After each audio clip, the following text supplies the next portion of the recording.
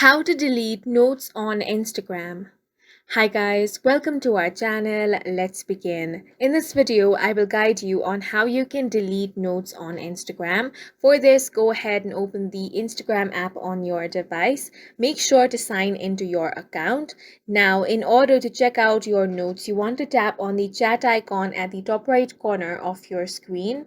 From here, you have the option of your note.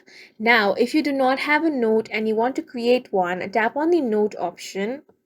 Now you can simply type in a text, add a picture, or add a song. Once that is done, tap on the share option. Now this is going to stay in this way for 24 hours. Let's say that you want to delete your notes. The process for removing your notes is very simple. All you have to do is tap on the notes again. Now you have the option of leave a new note and delete note. If you want to leave a new note, tap on that option.